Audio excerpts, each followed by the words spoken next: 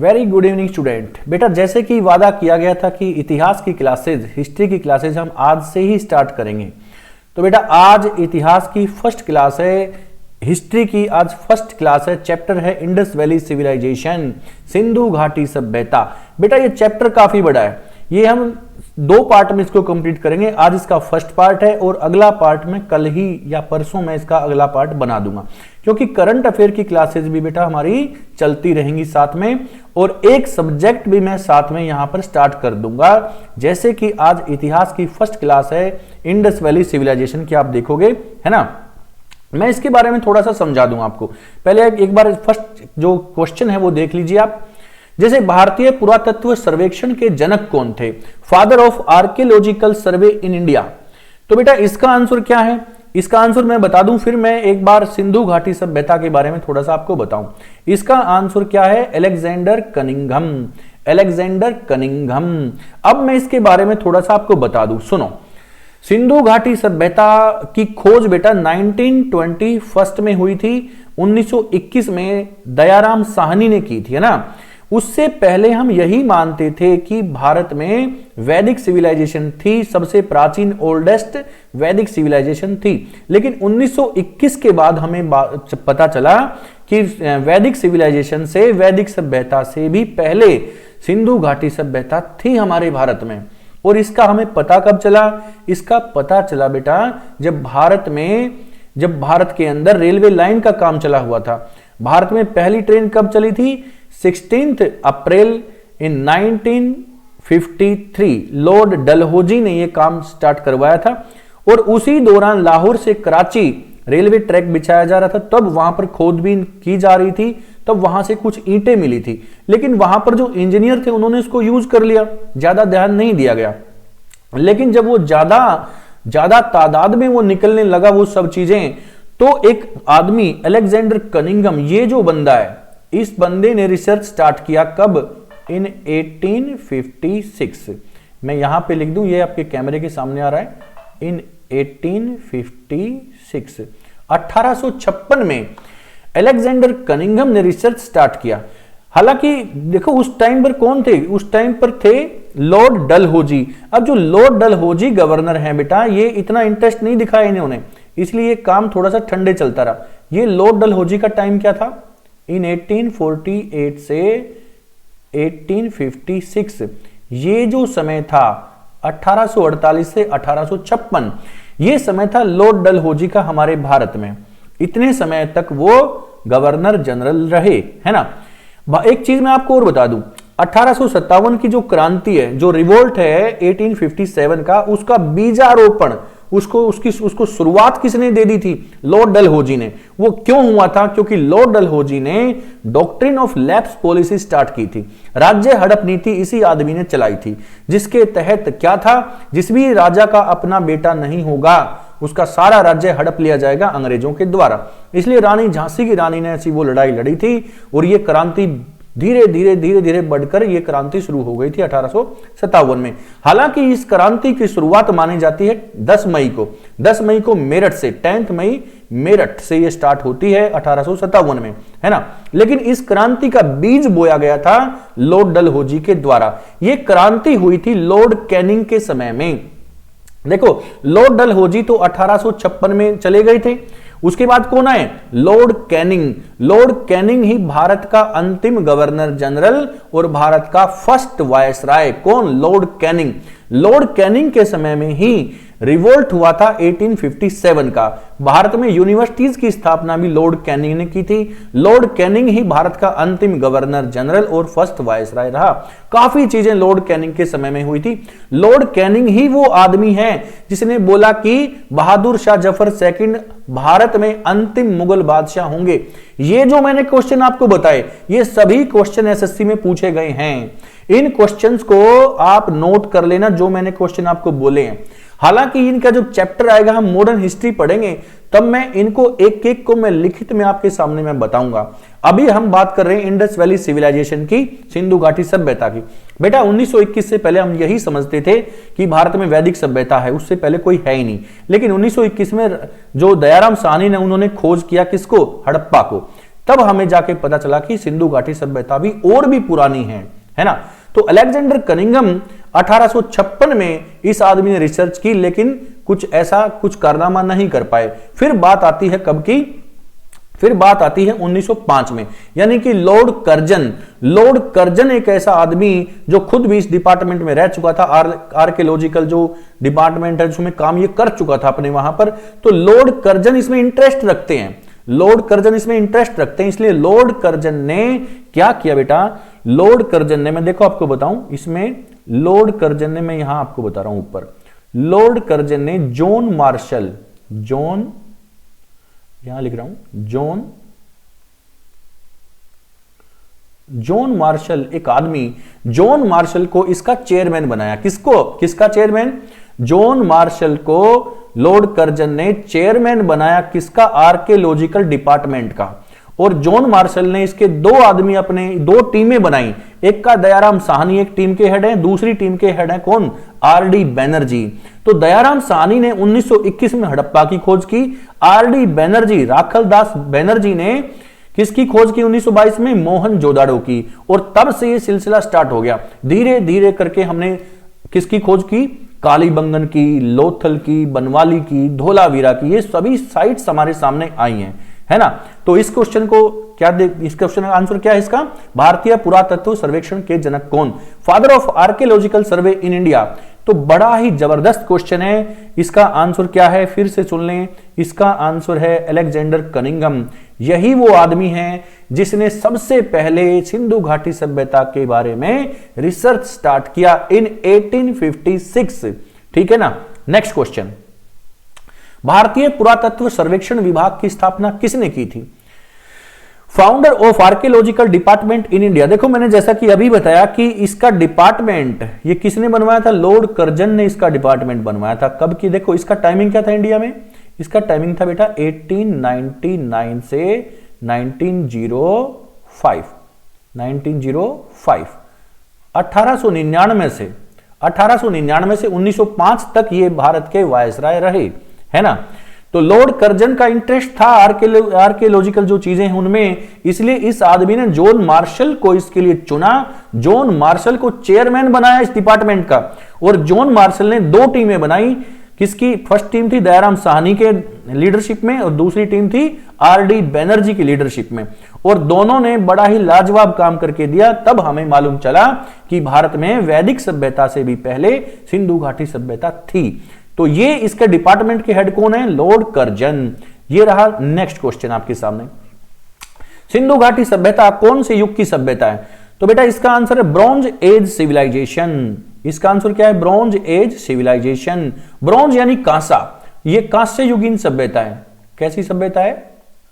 कांस्य युगीन सभ्यता, कांसा। और कांसा दो चीजों से मिलकर बनता है, मैं आपको बताऊं, एक तो तांबा और प्लस में टिन, यानी कॉपर और टिन। कॉपर और टिन को मिलाएंगे तो कांसा बन जाएगा, कॉपर और टिन को मिलाएंगे तो ब्रॉन्ज बन जाएगा। और ये ब्रॉन्ज एज सिविलाइजेशन है। बेटा सिंधु घाटी सभ्यता की समकालीन और भी सभ्यताएं हैं, जिन्हें जैसे मिस्र की सभ्यता, चीन की सभ्यता, मेसोपोटामिया की सभ्यता, ये सभी कंटेम्पररी हैं। Chinese civilisation, Egypt civilisation and दूसरा मेसोपोटामियन सिविलाइजेशन, ये कंटेम्पररी है किसकी? इंडस वैली सिविलाइजेशन की। ये सभी के सभी ब्रॉन्ज एज सिविलाइजेशन हैं। उस टाइम पर बेटा लोहे का आविष्कार नहीं हुआ था। लोहे का आविष्कार, आयरन का जो खोज निकाला था वो किसने? वो वैदिक सभ्यता में इसकी खोज हुई थी। आर्यंस ने लोहे की खोज की थी, उसके बाद ही लोहा हमारे सामने आया था। ठीक है ना। तो उससे पहले, हालांकि सिंधु घाटी सभ्यता से पहले स्टोन एज है ना। तो स्टोन एज यानी पाषाण काल है। ये भी हम पढ़ेंगे, पूरा पाषाण काल, मध्य पाषाण काल, न्यू पाषाण काल, यानी कि पैलियोलिथिक इरा, मेसोलिथिक इरा, नियोलिथिक इरा, ये सभी हमें पढ़ना है। बट सबसे इंपॉर्टेंट क्या है? एंशिएंट हिस्ट्री में हमने स्टार्ट किया है इंडस वैली सिविलाइजेशन से। इससे पहले स्टोन एज हमारा थोड़ा सा रह जाता है, वो चैप्टर भी हम कंप्लीट करेंगे। यहां पर आंसर क्या है बेटा? ये ब्रॉन्ज एज सिविलाइजेशन है, कांस्य युगीन सभ्यता है। इसके कंटेम्पररी मैंने आपको बताई कौन कौन सी है?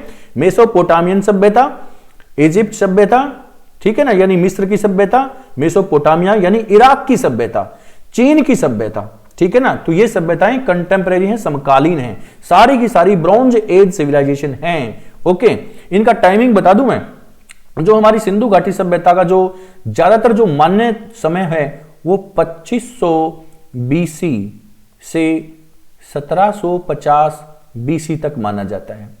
ये माना जाता है। देखो जितनी भी साइट्स हैं इसकी सब पर अलग अलग हैं, किसी पर 2300 से लेकर 1700 तक है, किसी पर 2350 से 1750 तक है, किसी पर 3300 से 2600 तक है ना। तो इसके अलग अलग टाइम पीरियड है, लेकिन एक जो सर्वमान्य है ज्यादातर साइट पे आपको ये मिलेगा 2500 से 1750 है ना बीसी तक, इतना समय आपको मिलेगा सिंधु घाटी सभ्यता का। इसके बाद वैदिक सिविलाइजेशन स्टार्ट हो जाती है हमारे इंडिया के अंदर। ओके, नेक्स्ट क्वेश्चन सुनिए, सिंधु घाटी सभ्यता किस आकार में फैली थी? बेटा शेप कैसी थी? सिंधु घाटी सभ्यता की शेप थी ट्रायंगुलर शेप, त्रिभुजाकार।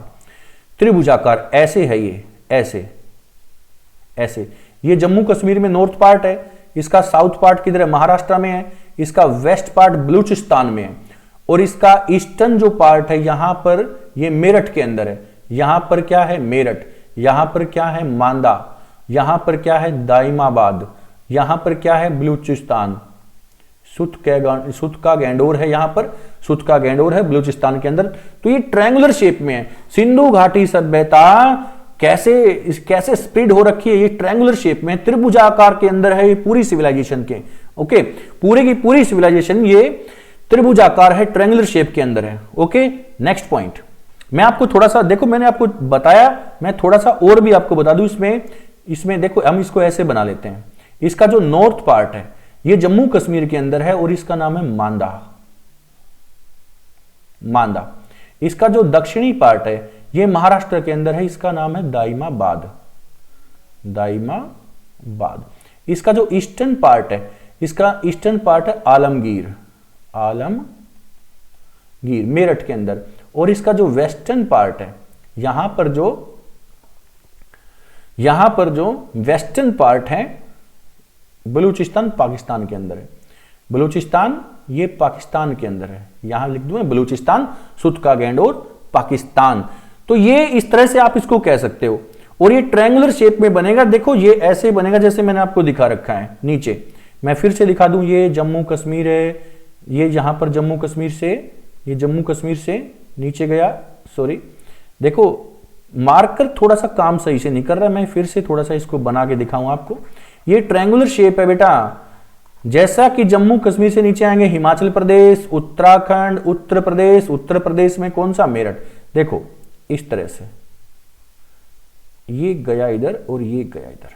यहां पर आलमगीर है, यहां पर जम्मू कश्मीर में मांदा है, ये आलमगीर मेरठ के अंदर है, ये महाराष्ट्र में दाइमाबाद है, ये बलूचिस्तान है। तो ये ट्रायंगुलर शेप बनेगी। तो इस तरह से ये नॉर्थ पार्ट हो जाता है, ये साउथ पार्ट हो जाता है, ये ईस्ट पार्ट होता है और ये वेस्ट पार्ट होता है। तो इस तरह से ट्रायंगुलर शेप में ये स्प्रेड है, यानी कि इसका आकार, इसकी शेप है ट्रायंगुलर शेप। ओके, ये रहा नेक्स्ट क्वेश्चन। सिंधु घाटी सभ्यता के सबसे ज्यादा स्थल कहां पर खोजे गए हैं? Where were the most sites of the Indus valley civilisation discovered? Answer है बेटा इसका गुजरात। गुजरात के अंदर सुनो क्या क्या है। गुजरात के अंदर ही धोलावीरा है, गुजरात के अंदर ही लोथल है, गुजरात के अंदर ही सुतकोतदा है, गुजरात के अंदर ही कोट दीजिए। तो ये सारे के सारे मेन हैं जो ज्यादातर किधर हैं? गुजरात के अंदर हैं। राजस्थान के अंदर कालीबंगन है, हरियाणा के अंदर बनवाली है, राखीगढ़ी है, जम्मू कश्मीर में दाइमाबाद है, महाराष्ट्र में, जम्मू कश्मीर में मांदा है, सॉरी जम्मू कश्मीर में मांदा है, उत्तर प्रदेश में आलमगीर है, महाराष्ट्र में दाइमाबाद है। फिर उसके बाद हड़प्पा और मोहनजोदड़ो पाकिस्तान के अंदर है ना, कुछ सिंध प्रांत में, कुछ बलूचिस्तान में, लेकिन सबसे ज्यादा साइट्स इसकी गुजरात के अंदर है। ओके, चलें अब हरियाणा के अंदर इसकी कौन सी साइट है? आगे क्वेश्चन में आएगा, मैं आपको बताऊंगा आगे हरियाणा के अंदर। इसमें फिर से बता दूं, चलो मैं बता देता हूं। हरियाणा के अंदर बनवाली है और राखीगढ़ी है। Rakhigarhi is the site of, is the biggest site in India of Indus valley civilisation. बेटा ध्यान से सुना, Rakhigarhi biggest site, area wise सबसे बड़ी है भारत के अंदर। भारत में सबसे बड़ी साइट, भारत में सबसे बड़ा स्थल, सिंधु घाटी सभ्यता का सबसे बड़ा स्थल भारत के अंदर वो राखीगढ़ी है। ओवरऑल आप मोहनजोदाड़ो कह सकते हो क्योंकि वो पाकिस्तान में है। हम इंडिया की बात करें तो सबसे बड़ी साइट, सबसे बड़ा एरिया वो हरियाणा के अंदर राखी गढ़ी है इसका आंसर। ओके, लाहौर कहां पर? पाकिस्तान में। राजस्थान के अंदर कालीबंगन है। कालीबंगन बहुत इंपॉर्टेंट है, कहां पर है? राजस्थान के अंदर है। ये रहा अगला क्वेश्चन आपका। सिंधु घाटी सभ्यता में मृतकों का टीला किसे कहा गया? Mountains of dead. What was the called the mountains of dead in the Indus valley civilization? तो आंसर है इसमें मोहनजोदाड़ो। मोहनजोदाड़ो बेटा, क्योंकि मोहनजोदाड़ो में ये जो शव होते, डेड बॉडीज है, उनको ये दफन करते थे। उनको यहां पर ऐसे, उनको एक ही स्थान पर वो दफन, तो ऐसे टीले बन गए थे, ऐसे माउंटेन के वो टीले बन गए थे राख के, है ना, जो ऐश है वहां पर उनके टीले बन गए हैं, राख के ढेर बन गए हैं। तो इसलिए उसको क्या बोला गया? माउंटेन्स ऑफ डेड, क्योंकि मोहनजोदाड़ो में शवों को, डेड बॉडीज को जलाते थे, दफन नहीं करते थे। हड़प्पा में दफन करते थे, बाकी जगह दफन करते थे ज्यादातर, लेकिन मोहनजोदाड़ो में एक ही स्थान पर डेड बॉडीज को रखकर जलाया जाता था। तो राख के ढेर देखने को मिलते हैं काफी, इसलिए उनको माउंटेन्स ऑफ डेड बोला गया है। Okay, next point. सिंधु घाटी सभ्यता में सबसे बड़ी इमारत कहां से मिली? तो सबसे बड़ी इमारत, लार्जेस्ट बिल्डिंग कहां से मिली और लार्जेस्ट बिल्डिंग का नाम क्या है? यहां पर मैं दो क्वेश्चन आपको बताऊंगा। Where was the largest building of the Indus valley civilization found? तो बेटा सबसे बड़ी बिल्डिंग कहां पर थी? ये मोहनजोदाड़ो में थी। और कौन सी थी बेटा? ये थी ग्रेट ग्रेनरी। ग्रेट ग्रेनरी, इसको हिंदी में लिखते हैं अन्नागार। अन्नागार, जहां पर अपने अन्न को रख सकते हैं, अपने अनाज को, खाना पीना, जो अपना गेहूं हो गया, ज्वार बाजरा हो गया, चावल वगैरह हो गया, इन सबको किसी एक स्थान पर ये स्टोर करके रखते हैं और उस बिल्डिंग को बोलते हैं अन्नागार। इंग्लिश में उसको बोलते हैं बेटा great granary. Great granary. Okay, तो ये कहां पर था? मोहनजोदाड़ो में था। अब मोहनजोदाड़ो में बहुत सारी चीजें, यहां पर एक ग्रेट बाथ भी है, बड़ा स्नानागार। ये स्नानागार भी कहां है? ग्रेट बाथ, ध्यान से सुनना, ग्रेट बाथ इसको बोलते हैं स्नानागार, बड़ा बाथरूम है, ग्रेट बाथ इसको बोलते हैं। ये जो बाथरूम है, ग्रेट बाथ है, ये कभी कभी कोई फेस्टिवल्स है, कोई ओकेजन है, तभी इसको ओपन किया जाता था, ऐसे आमतौर पर ये ओपन नहीं है। ओके, कोई ओकेजन है, कोई फेस्टिवल है, तो ये ओपन किया जाता था। तो स्नानागार, अन्नागार यानी ग्रेट बाथ, ग्रेट ग्रेनरी कहां पर है? दोनों की दोनों मोहनजोदाड़ो में, मोहनजोदाड़ो के अंदर है। यहीं से, मोहनजोदाड़ो से ही एक कांस्य की नर्तकी की मूर्ति मिली है ना। एक फीमेल डांसर, एक nude image found from nude image, female जो डांसर है, नर्तकी की मूर्ति है, वो कहां से फाउंड की गई है? मोहनजोदाड़ो से, है ना। तो एक जो ब्रॉन्ज की है, जो कांसे की नर्तकी की मूर्ति कहां से फाउंड की गई बेटा? ये मोहनजोदाड़ो से हमें मिली है। बहुत ही अच्छा क्वेश्चन है। कालीबंगा से क्या मिला? यहां से पकी हुई ईंटें मिली हैं। यहां से और क्या मिला? यहां से जले हुए गेहूं के दाने मिले हैं। और क्या मिला? यहां पर अग्निकुंड मिले हैं। और क्या मिला यहां पर? आगे क्वेश्चन में भी तो आएंगे ना, आगे क्वेश्चन देखो कौन से हैं, उसमें आप आंसर देना मुझे। ये रहा नेक्स्ट क्वेश्चन। सिंधु घाटी सभ्यता में अग्निकुंड कहां से मिले? जैसा कि मैंने आपको अभी बताया था, where were the fire altars found in the Indus valley civilization? Fire altars यानी अग्निकुंड इसको कह सकते हो, इसको फायर पिट भी कह सकते हो, फायर अल्टर्स भी कह सकते हो। ये अग्निकुंड कहां से मिले हैं? ये अग्निकुंड मिले हैं बेटा कहां से? ये अग्निकुंड मिले हैं कालीबंगन से, और कालीबंगन के साथ साथ ये लोथल से भी मिले हैं, लेकिन लोथल यहां ऑप्शन में नहीं है ना, इसलिए आंसर क्या होगा यहां पर? कालीबंगन। कालीबंगन कहां पर है? राजस्थान के अंदर है ना। तो फायर अल्टर्स, अग्निकुंड कहां से मिले हैं? कालीबंगन और लोथल से। ये छठी क्लास की एनसीईआरटी में दिया गया क्वेश्चन है, और ये क्वेश्चन काफी बार एसएससी में पूछा जा चुका है ना। नेक्स्ट पॉइंट, हल चलाए हुए खेतों के साक्ष्य कहां पर मिलते हैं? Where did the evidence of ploughed field come from? कहां से मिलता है ये सब मिलता है बनवाली हरियाणा से। बनवाली हरियाणा से। यहां पर बेटा मिट्टी का हल मिला है, मिट्टी का, एक मिनट ये क्वेश्चन सुनिए, ध्यान से सुनिए। हल चलाए हुए खेतों के साक्ष्य कहां से मिले? बेटा इसका आंसर है, इसका आंसर ये नहीं होगा, इसका आंसर क्या होगा बेटा? इसका आंसर होगा कालीबंगा, क्योंकि देखो मैंने सोचा कि मिट्टी का हल ये पूछ रहा है, लेकिन क्वेश्चन दूसरा है, वो आएगा अभी सामने।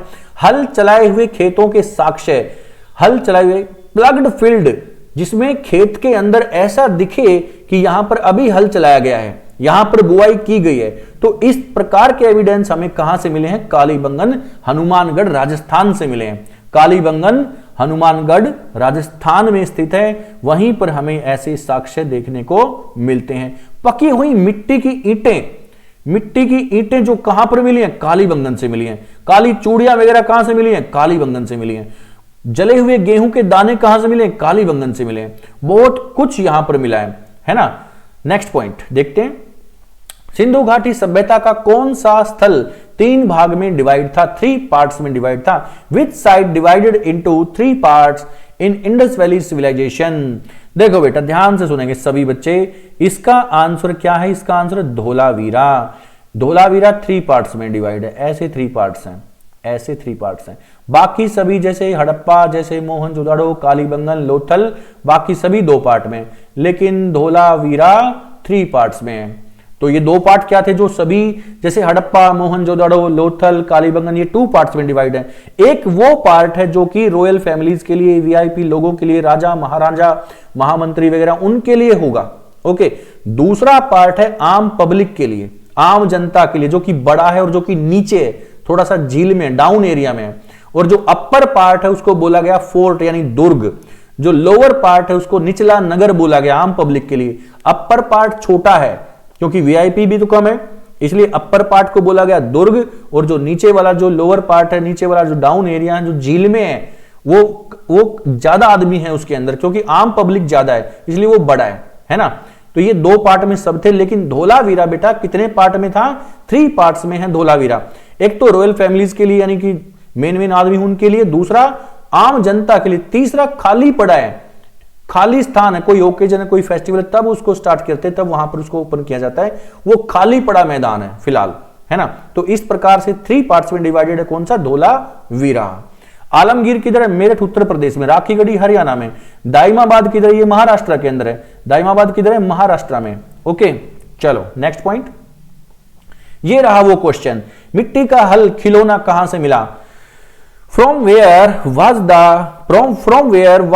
clay plow? Clay plow यानी मिट्टी का हल, टॉय यानी खिलौना, मिट्टी का हल रूपी खिलौना found in the Indus valley civilization कहां से मिला? सिंधु घाटी सभ्यता में मिट्टी का खिलौना हल कहां से मिला? तो आंसर है इसका बेटा, सबसे लास्ट आंसर है इसका बनवाली हरियाणा। बनवाली हरियाणा यहां से मिला। बनवाली हरियाणा से मिट्टी का खिलौना रूपी हल हमें यहां से मिलता है। 6ठी क्लास की एनसीईआरटी में साफ तौर पर इसका चित्र बनाया गया है, जाके देख सकते हो। बनवाली हरियाणा के अंदर मिट्टी के बहुत सारे खिलौने, मिट्टी के बर्तन, मिट्टी के हल, ऐसे खिलौने के रूप में काफी चीजें हमें यहां से मिलती हैं, है ना। तो बेटा आज की क्लास हम यहीं पर फिनिश करते हैं। इसका नेक्स्ट जो पार्ट है वो कल या परसों आपके सामने आ जाएगा। इतिहास की जबरदस्त क्लासेज हम करेंगे बेटा, ठीक है ना। इन क्लासेज को ज्यादा से ज्यादा शेयर कीजिए, बेल आइकन दबाइए, तभी तुरंत आपके पास अगली क्लास पहुंचेगी। देखो करंट की क्लासेस का मैंने सेशन स्टार्ट कर रखा है। करंट अफेयर से बेफिक्र हो जाओ, सारी चीजें दूंगा बेटा उसके अंदर। करंट अफेयर के अंदर सभी चीजें मैं डालूंगा, चिंता मत करो। 2022 का भी करंट में उसके अंदर डालूंगा, सभी चीजें। साथ में साइड बाय साइड हम हिस्ट्री, ज्योग्राफी, पॉलिटी, इकोनॉमिक्स भी कंप्लीट करेंगे। अभी मैंने जैसे इतिहास की, हिस्ट्री की क्लासेस स्टार्ट कर दी हैं, सभी चैप्टर सीक्वेंस वाइज हम करेंगे, ये प्रॉमिस है बेटा। आज इंडस वैली सिविलाइजेशन की क्लास स्टार्ट करी है, ये 2 पार्ट्स में फिनिश हो जाएगी। आज फर्स्ट पार्ट है इसका, सेकंड पार्ट में ये चैप्टर फिनिश हो जाएगा। उसके बाद वैदिक सिविलाइजेशन आएगा हमारा, फिर बौद्धिज्म, जैनिज्म, फिर मगध एम्पायर स्टार्ट हो जाएगा। हर्यक डायनेस्टी है, मौर्य डायनेस्टी है, नंद डायनेस्टी है, अलेक्जेंडर है। मौर्य डायनेस्टी में हम चंद्रगुप्त मौर्य पढ़ेंगे, बिंदुसार पढ़ेंगे, अशोका पढ़ेंगे, फिर हम सातवाहन डायनेस्टी पढ़ेंगे, फिर हम गुप्ता पीरियड पढ़ेंगे, फिर हर्षवर्धन हम पढ़ेंगे। उसके बाद हम मिडिवल हिस्ट्री में क्या पढ़ने वाले हैं? मिडिवल हिस्ट्री में बेटा हम क्या पढ़ेंगे? मिडिवल हिस्ट्री में हम पढ़ेंगे फर्स्ट मुस्लिम अटैक किसने किया, महमूद गजनी ने कितने अटैक किए, सबसे फेमस अटैक कौन सा था, मोहम्मद गोरी ने कौन सा अटैक किया, तराइन के कितने युद्ध हुए हैं, पृथ्वीराज चौहान कौन थे, कैसे वो हार गए थे उनसे। उसके बाद सल्तनत पीरियड हमारा आ जाएगा। सल्तनत पीरियड में slave dynasty, Khilji dynasty, Tughlaq dynasty, Syed dynasty, है ना। उसके बाद लोधी डायनेस्टी, फिर मुगल एम्पायर स्टार्ट हो जाता है। गुलाम वंश, खिलजी वंश, तुगलक वंश, सैयद वंश, लोधी वंश, फिर मुगल एम्पायर स्टार्ट हो जाएगा आपका। मुगल एम्पायर में हम क्या क्या पढ़ेंगे, बाबर पढ़ेंगे, हुमायूं पढ़ेंगे, अकबर पढ़ेंगे, जहांगीर पढ़ेंगे, शाहजहां, औरंगजेब, बहादुर शाह, जफर तक पूरा पढ़ेंगे। उसके बाद हम मराठा पढ़ेंगे, उसके बाद बंगाल पढ़ेंगे, पंजाब पढ़ेंगे, मैसूर पढ़ेंगे, उसके बाद यूरोपियन कंपनीज पढ़ेंगे। मॉडर्न हिस्ट्री में, मॉडर्न हिस्ट्री में क्या पढ़ेंगे बेटा, कंपनीज, ईस्ट इंडिया कंपनीज जो आई थी, जैसे कि यूरोपियन कंपनी कौन कौन सी आई थी, सबसे पहले पुर्तगीज हमारे इंडिया में आए थे, फिर कौन आए थे, डच लोग हमारे इंडिया में आए थे, फिर अंग्रेज आए हैं, फिर फ्रेंच आए हैं। इनका सीक्वेंस पढ़ेंगे, इनके बारे में हम पढ़ेंगे। उसके बाद इंडिया में जो अंग्रेजों ने लगभग 200 साल राज किया वो सारा पढ़ हैं। वो गवर्नर जनरल, वो वायसराय, वो सारे पढ़ने हैं, उन्होंने क्या क्या काम किया हमारे इंडिया के अंदर। फिर भारत में 1857 की क्रांति हमने पढ़नी है। भारत के अंदर सूफी संत और जो जितने भी संत हुए हैं इन सब के बारे में हमने पढ़ना है। भारत का आर्ट और कल्चर भी हमने करना है बेटा, बहुत बड़ा है इतिहास, सब कुछ करेंगे। भारत के अंदर जितने भी शहीद हुए, एक एक शहीद के ऊपर पूरी पूरी उनकी बायोग्राफी के ऊपर मैं वीडियो लेके आऊंगा। बहुत ही जबरदस्त सेशन होगा बेटा हमारा इतिहास का। ओके, तो आज के लिए बस इतना ही, अगली क्लास में मिलते हैं। थैंक यू सो मच, है ना। वेरी गुड इवनिंग, चलो मिलते हैं नेक्स्ट क्लास में बेटा।